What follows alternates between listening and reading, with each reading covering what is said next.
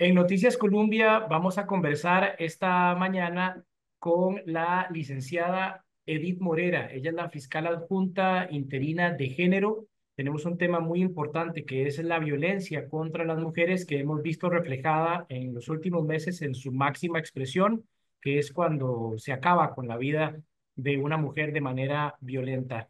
Doña Edith, muchísimas gracias por estar en Colombia. Bienvenida, buenos días. Muy buenos días, Alejandro, y muy buenos días a todas las personas que nos escuchan.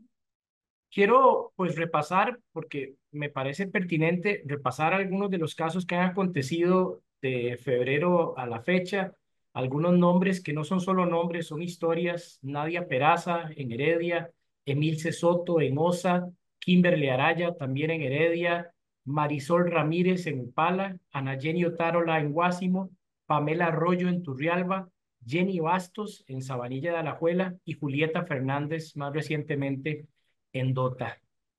¿Cómo ha calado esto dentro del Ministerio Público y qué cosas se han conversado acerca de lo que estamos viviendo? Por supuesto, Alejandro, que esto es un tema país, un tema que nos afecta a todas las personas y a todas las instituciones que de una u otra manera abarcamos o analizamos este tipo de situaciones. Se ha hablado recientemente de una pandemia. En realidad el término no me parece muy apropiado, pero lo que refleja es esa crisis que estamos viviendo a nivel nacional. Por supuesto que es un tema de relevancia, por supuesto que ha activado todas las alarmas del sistema, tanto preventivo como represivo, que es en el caso del Poder Judicial, concretamente de nuestra actuación como Ministerio Público de la mano con el organismo de investigación judicial. Se está abarcando o abordando cada uno de estos casos, se lo puedo garantizar, con sumo profesionalismo, con sumo compromiso, con mística, para tratar de dar justicia a cada una de las mujeres y, por supuesto, de alguna manera, un poco de consuelo a las familias, a esos hijos e hijas que quedan producto de tan devastadora situación. Doña Edith, y entiendo pues que en los casos en los que se ha pues dado una sospecha bien fundamentada de que la persona que acabó con la vida de estas mujeres está plenamente identificada o hay una alta probabilidad de que sea la persona que cometió el delito, las medidas cautelares han sido bastante fuertes, incluso hasta con un año de prisión preventiva. Así es, correcto.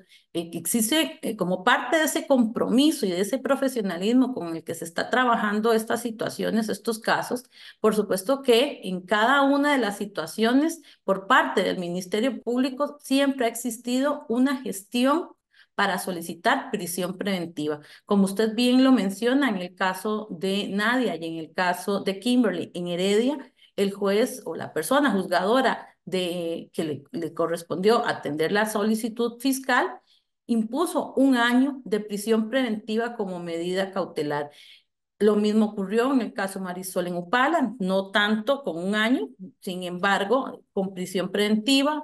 Lo mismo ocurrió en el caso de Guapiles y en el caso de Emilce, se solicitó prisión preventiva, pese a que esta situación luego sufre una modificación por situaciones, por supuesto, que ajenas a la actuación del Ministerio Público.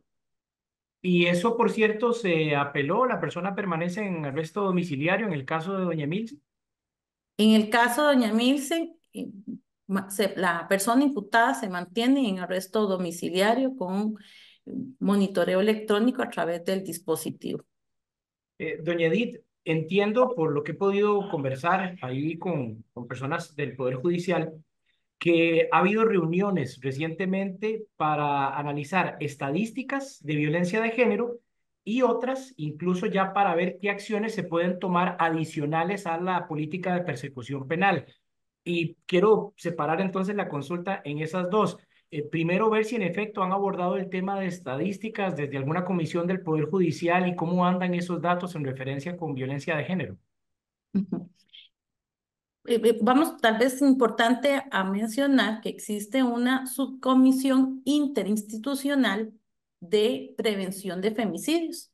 en la que participan instituciones como el INAMU, la Caja, el Observatorio del Poder Judicial, el Ministerio Público, y también el órgano de investigación judicial, y se hace un análisis más que estadístico, es un análisis de caso por caso, primero para poder determinar o clasificar si estamos en presencia de un femicidio, lo que hemos llamado un femicidio base o un femicidio en otros contextos, según el artículo 21 bis de la Ley de Penalización de la Violencia contra las Mujeres, y además analizar las circunstancias que conllevan a toda esa situación.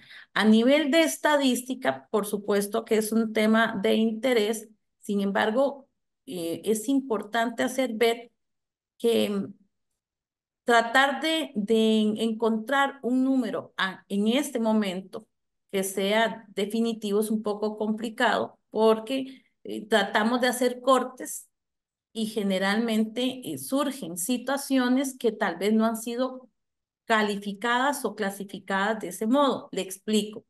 ¿Qué pasa? Por ejemplo, tenemos situaciones a nivel de sistema que nos puede reflejar un maltrato en perjuicio de una persona femenina. Lo que sucede es que a veces de manera inicial no se ha calificado de esa manera y por ende el sistema no la incluye como una conducta de esta naturaleza.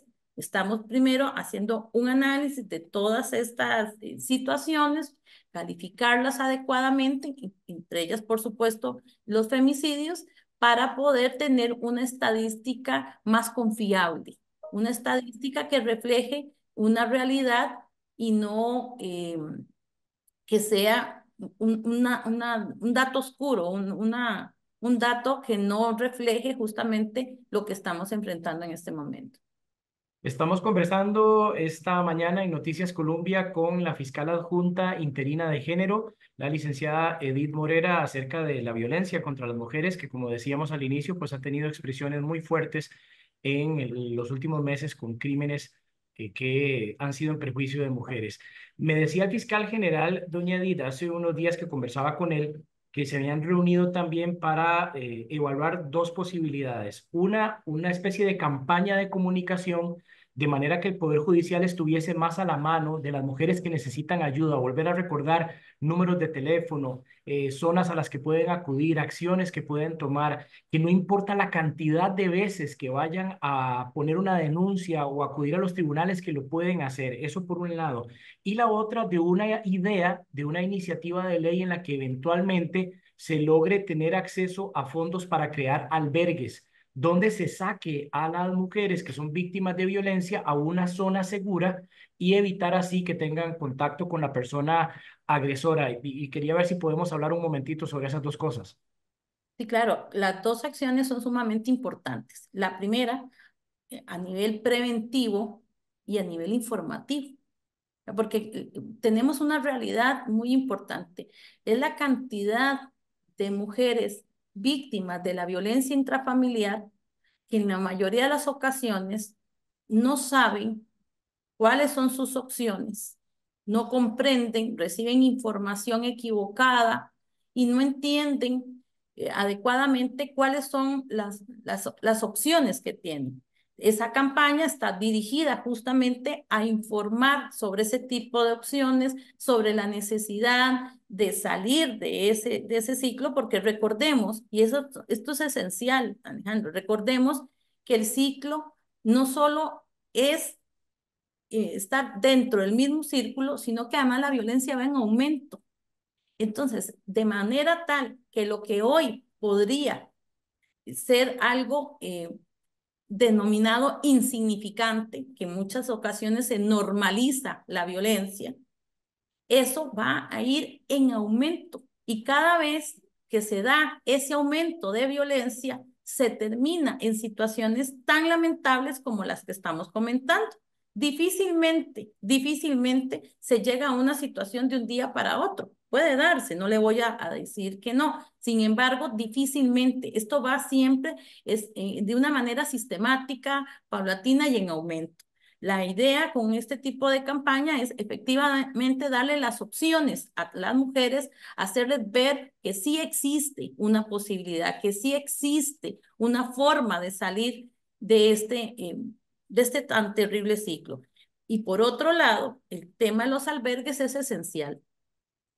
¿Qué pasa en la mayoría de las medidas de protección? Hablando de ese tema, lamentablemente, y pese a las buenas intenciones que se tengan, es un mecanismo que en muchas de las ocasiones no tiene la eficacia que se pretende. Y dependemos de que esa persona ofendida, esa mujer, en muchas de las ocasiones no tiene recursos ni económicos, ni familiares, ni comunales para poder tener el apoyo necesario para tener la protección adecuada. Y los recursos, por supuesto, son limitados. Actualmente se trabaja de manera conjunta con el INAMU para tratar de brindar en ciertas posibilidades de alto riesgo a las víctimas, a las mujeres, este tipo de opciones. Lamentablemente no se da abasto. No se tiene la posibilidad en este momento de brindar esto como una opción a todas aquellas mujeres que lo requieren. Así que, por supuesto, es esencial contar con un recurso real, concreto y eficaz que le va a permitir a la mujer entender que puede resguardarse de ese alto riesgo que está viviendo a manos de principalmente su pareja. Doña Edith, así muy puntualmente, ¿para cuándo más o menos piensan ustedes que puede estar esta campaña en desarrollo y qué tan adelantada está esta idea de la iniciativa de ley para la creación de los albergues? Yo sí le puedo garantizar que en un plazo corto son prioridades del señor fiscal general. Don Carlos es sumamente comprometido con la materia. Le puedo garantizar que en el menor plazo posible se están haciendo todos los esfuerzos para que ambas situaciones se puedan concretar. Y mientras eso llega, que es un esfuerzo pues, que va a implicar tiempo y recursos, recordemos por favor para todas las personas que están escuchando Colombia en este momento, tanto las mujeres que se ven afectadas como quienes estén en su entorno y sabiendo lo que está pasando, pues tienen en sus manos también la posibilidad de salvar una vida. ¿A dónde pueden acudir? Mire, existen múltiples mecanismos. Desde las fiscalías, en todas las localidades del país hay una fiscalía cercana, ya sea de personal especializado en género o no, van a recibirle la denuncia. Tenemos delegaciones del organismo de investigación judicial, donde también se puede o recibir la información y canalizar adecuadamente la denuncia. Y para aquellas personas que en la mayoría de las ocasiones indican no quieren verse involucradas, también existe la posibilidad de brindar la información de manera confidencial a través de la línea confidencial del organismo de investigación judicial. Pueden hacerlo a través del 911. Existen muchas posibilidades, Alejandro, y en eso yo quisiera únicamente tomar 10 segundos para hacer conciencia sobre este tema. En la Adelante, por mayoría, favor. gracias, en la mayoría de las ocasiones, cuando se llega a entrevistar ante la muerte tan terrible de una persona en estas circunstancias, la mayoría de las personas observamos, vecinos, amigos, familiares, decir cuánto lamentan esta situación. Sin embargo, yo invito a todas las personas que nos escuchan a que no tengamos que llegar hasta ese punto, a que en el momento en que tienen conocimiento de que una persona, una mujer está sufriendo de violencia de esta naturaleza, pueden perfectamente denunciar y salvar una vida. No es llegar al punto en que tengamos que lamentar el fallecimiento de la mujer, sino de previo brindarle las opciones, ayudarla y salir adelante con los recursos que se tengan dentro de las posibilidades. Lo importante es entender que esto no es un tema que le compete únicamente a la mujer que está siendo agredida, que se escucha en la mayoría de las ocasiones a las personas decir, yo no me meto porque eso es un problema de pareja, yo no me meto porque al final ese no es mi problema, eso no es cierto.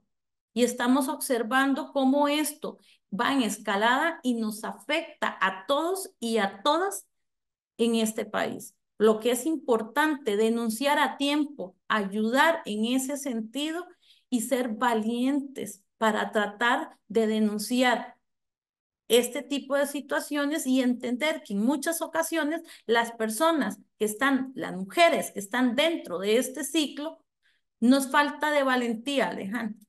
No, Por supuesto.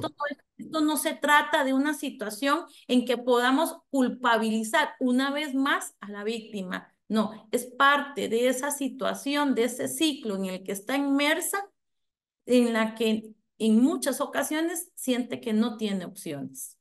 Doña Edith, muchísimas gracias. Como le decía yo al inicio, e incluso fuera de micrófonos, se hace muy corto el ratito cuando hay un tema tan importante y de vital trascendencia para la estabilidad y la seguridad en el país y sobre todo para la protección de las mujeres. Le agradezco mucho estos minutos y la invitación está abierta. Los micrófonos de Colombia están abiertos para las veces que tengamos que abordar esto y hacer conciencia en Costa Rica. Muchísimas gracias a usted por la invitación y estamos a la orden. Estábamos escuchando aquí en Colombia a Edith Morera, que es la fiscal adjunta de género, aquí en Noticias Colombia, acerca de este tema que tiene que ver con femicidios y violencia también de género. Nosotros hacemos una muy breve pausa y continuamos con más en Noticias Colombia.